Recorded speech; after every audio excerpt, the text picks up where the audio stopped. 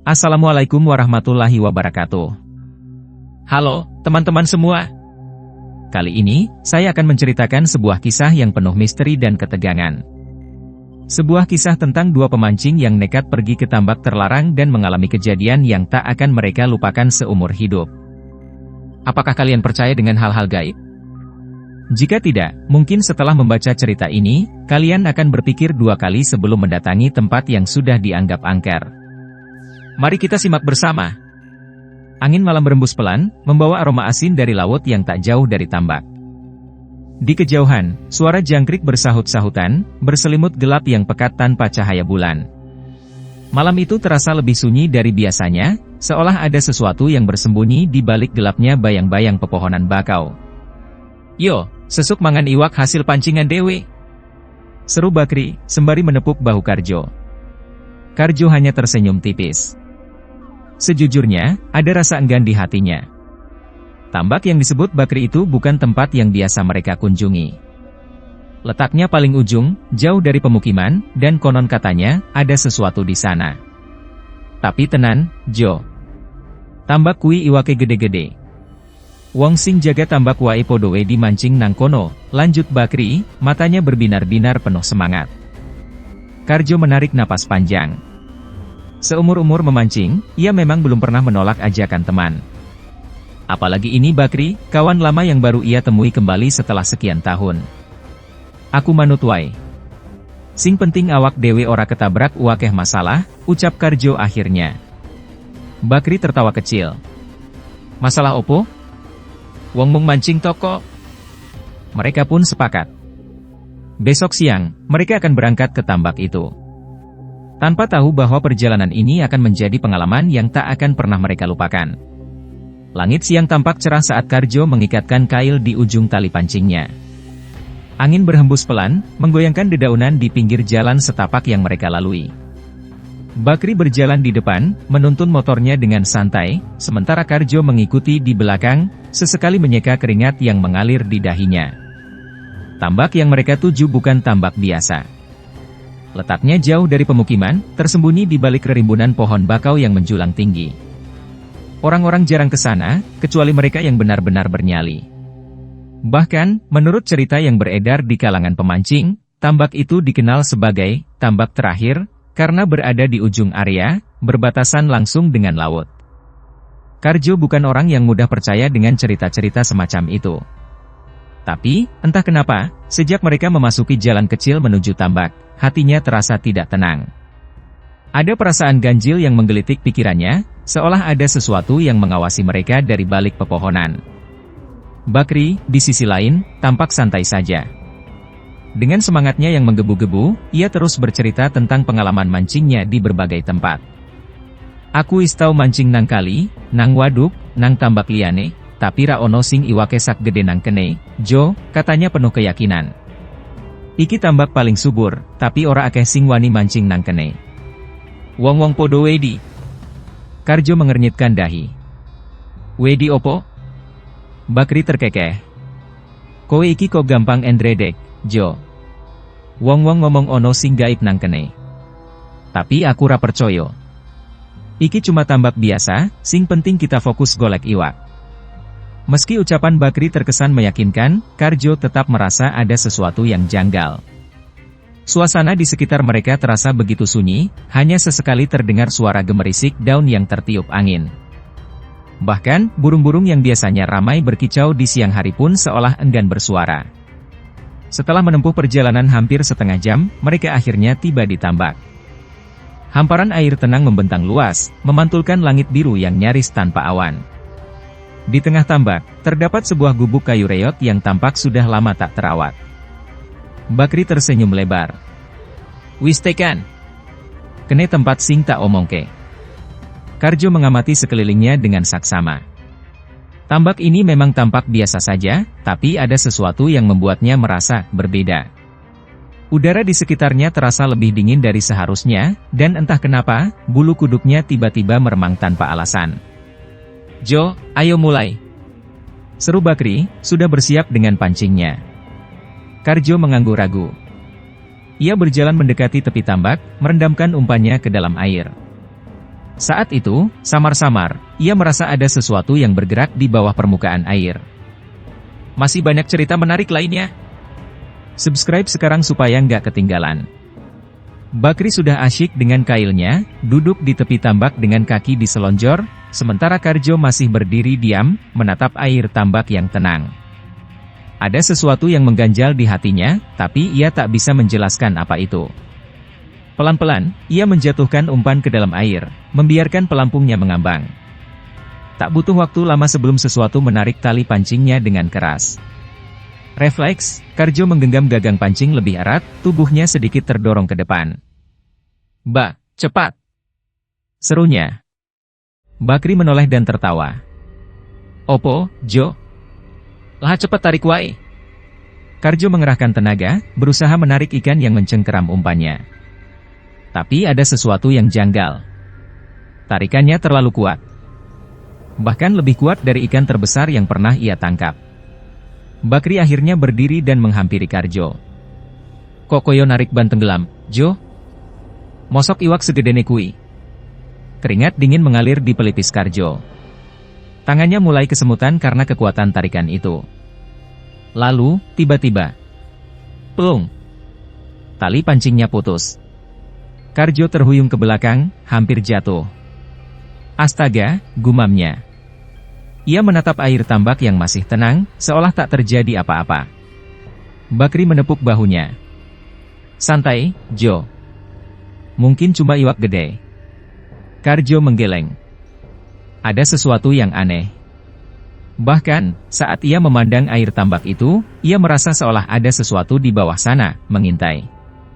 Ia menghela napas panjang dan mengambil pancing cadangan. Bagaimanapun, ia tak mau kalah hanya karena firasat buruk. Hari beranjak sore, matahari mulai condong ke barat. Mereka berdua sudah mendapatkan beberapa ekor ikan, meskipun tidak sebanyak yang diharapkan. "Tunggu sebentar, Mbak," ujar Karjo. "Aku pengen nyoba mancing nang cedak laban." Bakri, yang sedang asyik merokok, spontan menoleh. Ekspresinya berubah. "Jo, ojok," katanya serius. "Tambak wetan kui dilarang." Karjo mengernyit. "Larang opo? Iwak akeh kok malah ra oleh?" Bakri mengusap wajahnya. "Wis, Jo. Percoyo aku. Ora usah kesusu nyoba nang kono." Tapi Karjo tidak mendengarkan. Ia sudah berdiri, membawa pancingnya ke arah laban, pintu air tempat air tambak mengalir ke laut. Di tempat itu, airnya lebih dalam dan lebih gelap. Bakri hanya bisa menghela napas. "Wis, terserah kowe. Nek ono opo-opo, tanggung dewe, Jo." Karjo tidak peduli. Ia duduk di tepi laban, menjatuhkan umpannya ke air yang terlihat begitu sunyi. Angin sore bertiup, membuat air tambak sedikit beriak. 10 menit berlalu. Pelampungnya tidak bergerak. 20 menit. 30 menit. Matahari mulai tenggelam di ufuk barat, langit berubah kemerahan. Dan tiba-tiba, plung! Pelampungnya tenggelam seketika. Karjo refleks menarik pancingnya, tetapi sesuatu dari dalam air menariknya dengan kekuatan yang jauh lebih besar dari sebelumnya. "Ba! Opo iki?" teriaknya panik. Bakri menoleh dan matanya membelalak.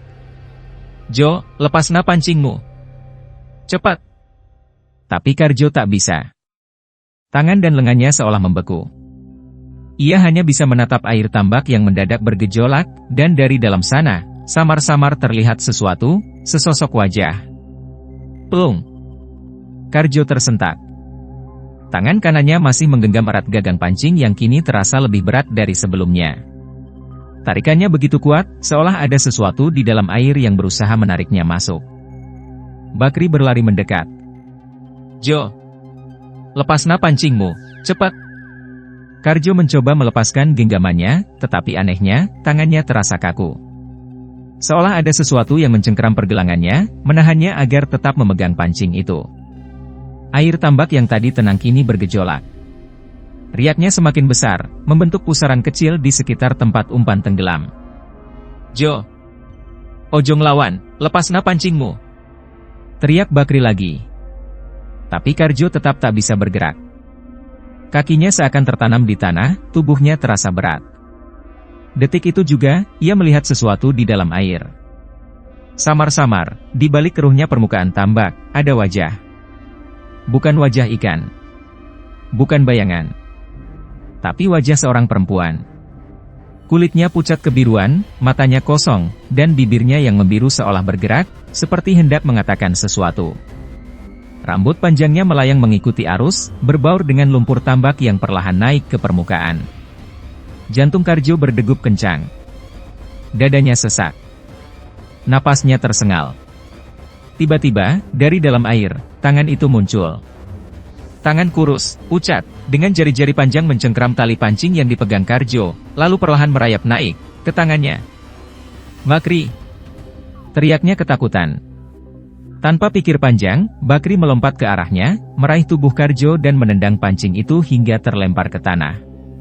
Seketika, tangan pucat itu menghilang ke dalam air, bersamaan dengan pusaran yang tiba-tiba lenyap. Karjo terduduk lemas, matanya masih terbelalak menatap tambak yang kembali tenang. Napasnya memburu, tubuhnya gemetar. Bakri menampar bahunya. "Kowe ora opo-opo?" Karjo mengangguk lemah. Ia ingin berbicara, tetapi tenggorokannya terasa kering. Mereka berdua duduk diam beberapa saat, hanya mendengar suara napas masing-masing. "Tadi, aku weruh," suara Karjo bergetar. "Ana wong nang jerone banyu, Mbak." Bakri menghela napas panjang. "Wis tak kandhani. Tambak wetan ora boleh dipancingi, Jo." Matahari sudah hampir tenggelam, menyisakan semburat jingga di ufuk barat. Angin berhembus dingin, lebih dingin dari biasanya. Di kejauhan, terdengar suara burung gagak yang entah dari mana datangnya. "Wis, ayo muli," kata Bakri akhirnya. Tapi sebelum mereka bisa berdiri, sesuatu terjadi lagi. Krek! Krek! Suara kayu yang bergema meletup. Mereka menoleh ke arah gubuk reot di tengah tambak. Gubuk itu seharusnya kosong, tetapi kini, pintunya terbuka pelan-pelan, seperti ada yang mendorong dari dalam. Dan di balik kegelapan dalam gubuk itu, terlihat bayangan seseorang berdiri diam, memandang ke arah mereka. Sebelum lanjut, jangan lupa subscribe agar tidak ketinggalan cerita menarik lainnya. Krek! Krek! Pintu gubuk itu terbuka perlahan, seolah ada yang mendorongnya dari dalam. Karjo dan Bakri membeku di tempat. Mata mereka terpaku pada sosok samar yang berdiri di ambang pintu gubuk reot itu. Bayangan itu tinggi, tubuhnya kurus dengan rambut panjang menjuntai menutupi sebagian wajahnya. Hanya matanya yang terlihat, dua lubang gelap tanpa cahaya. "Dek!" Jantung Karjo berdebar kencang. Tangannya mencengkeram lengan Bakri, sementara mulutnya berusaha mengucapkan sesuatu, tetapi tak satu pun kata keluar. "Mbak! Mbak! RI!" Suaranya serak, hampir tak terdengar. Bakri pun pucat pasi. Napasnya tercekat, kedua kakinya terasa berat seolah tertanam di tanah. Sosok itu tak bergerak. Hanya berdiri di ambang pintu, memandang lurus ke arah mereka. Namun, ada sesuatu yang membuat Karjo merinding. Bayangan itu tidak memiliki kaki. Dari dalam gubuk, terdengar suara lirih. "Ah, tuh, long." Suara perempuan. Serak. Lirih. Seolah berasal dari dasar sumur yang dalam. Karjo mundur selangkah, tetapi Bakri langsung menarik tangannya. "Jo, ojok obah. Ojok noleh." Bisik Bakri, suaranya penuh ketakutan. Tapi Karjo sudah tak bisa menahan diri. Tubuhnya gemetar hebat, keringat dingin mengalir di pelipisnya. Lalu, sosok itu bergerak. Bukan berjalan, bukan melangkah, tetapi melayang mendekati mereka. Karjo ingin lari, tetapi kakinya terasa lumpuh. Bakri pun tak lebih baik. Mereka hanya bisa menatap makhluk itu semakin dekat, dan saat jaraknya hanya tinggal beberapa meter, wajahnya terlihat lebih jelas. Kulitnya pucat kehijauan, sebagian sudah membusuk. Matanya yang hitam pekat itu kosong, menatap mereka tanpa kedip. Bajunya lusuh, masih basah seperti baru saja keluar dari air. Lalu mulutnya terbuka. "Ojo mancing nang kene." Suara itu terdengar berat, menggaung di telinga Karjo. Seketika, kepalanya terasa pening, pandangannya berputar. Ia ingin berteriak, tetapi tenggorokannya serasa terkunci. Bakri akhirnya tersadar dan menarik tangan Karjo. "Lungo! Saiki!" Tanpa pikir panjang, mereka berdua langsung berlari. Karjo hampir tersungkur, tapi Bakri menariknya berdiri. Mereka berlari sekuat tenaga, menembus rerumputan liar dan pohon-pohon bakau yang berdiri rapat di sekitar tambak. Di belakang mereka, terdengar suara gemuruh. Biur! Seperti sesuatu jatuh ke dalam air. Tapi mereka tak berani menoleh. Karjo dan Bakri terus berlari tanpa henti. Napas mereka memburu, dada mereka terasa terbakar. Hanya ada satu hal di pikiran mereka. Keluar dari tambak itu, sebelum terlambat. Karjo dan Bakri terus berlari, menembus gelapnya jalan setapak yang dipenuhi rerumputan liar. Napas mereka tersengal, dada terasa seperti terbakar. Di belakang, tambak yang baru saja mereka tinggalkan kini sunyi kembali, seolah tak pernah terjadi apa-apa. Namun, Karjo masih bisa merasakan bulu kuduknya berdiri. Bayangan sosok perempuan berambut panjang itu masih terbayang jelas di benaknya. Tatapan kosong, tubuh yang melayang, suara lirih yang seakan meminta tolong. Akhirnya, setelah beberapa menit yang terasa seperti selamanya, mereka tiba di jalan utama, di mana motor mereka diparkir di bawah pohon randu besar. Tanpa banyak bicara, Bakri buru-buru menyalakan mesin. Karjo melompat ke jok belakang, dan mereka segera melesat menjauh dari tempat terkutuk itu. Sepanjang perjalanan, tak satu kata pun keluar dari mulut mereka. Hanya suara angin yang berhembus kencang dan dengungan mesin motor yang menemani keheningan. Saat akhirnya mereka tiba di rumah Bakri, Karjo turun dengan tubuh masih gemetar.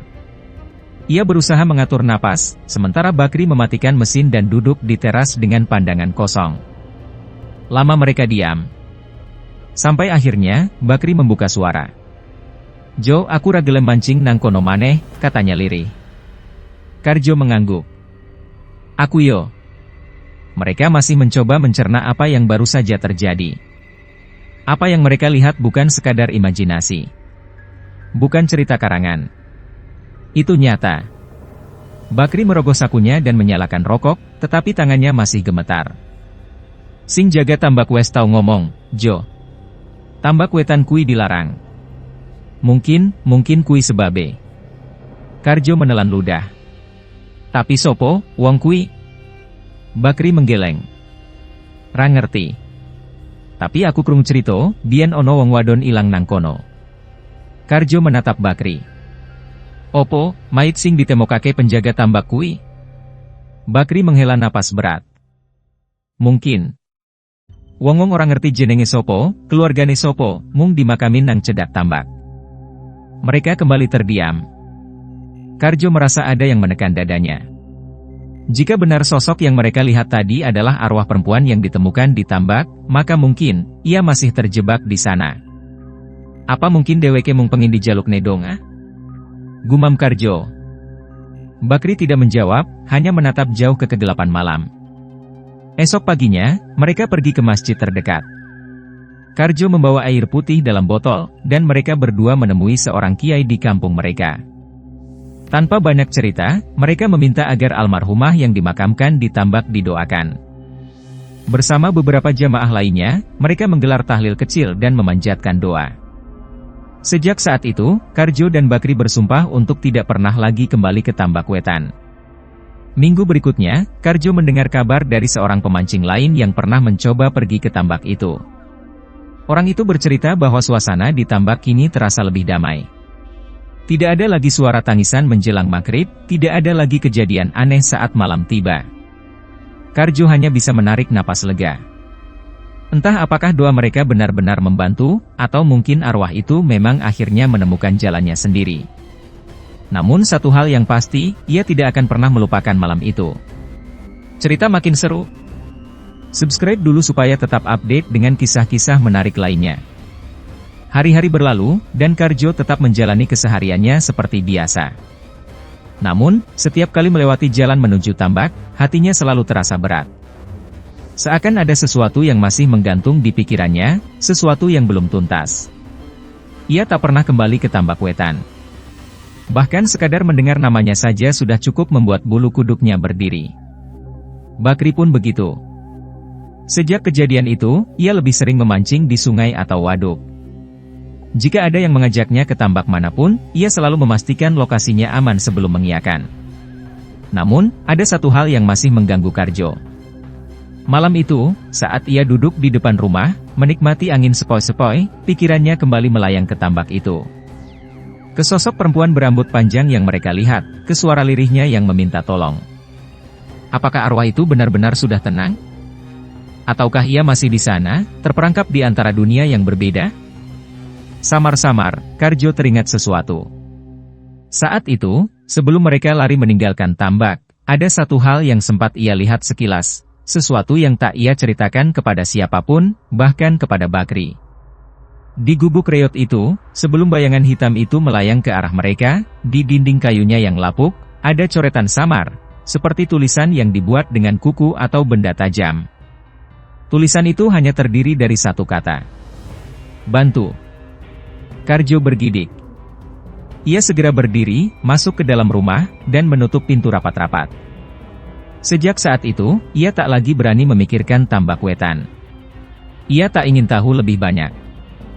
Ia tak ingin mencari tahu siapa perempuan itu, atau kenapa ia terus meminta pertolongan. Karena jauh di lubuk hatinya, ia sadar. Beberapa misteri lebih baik dibiarkan tetap menjadi misteri. Demikianlah kisah ini berakhir. Dari cerita ini, kita bisa belajar bahwa ada tempat-tempat yang memang sebaiknya tidak dikunjungi, apalagi hanya karena rasa penasaran. Jika ada peringatan, jangan anggap remeh.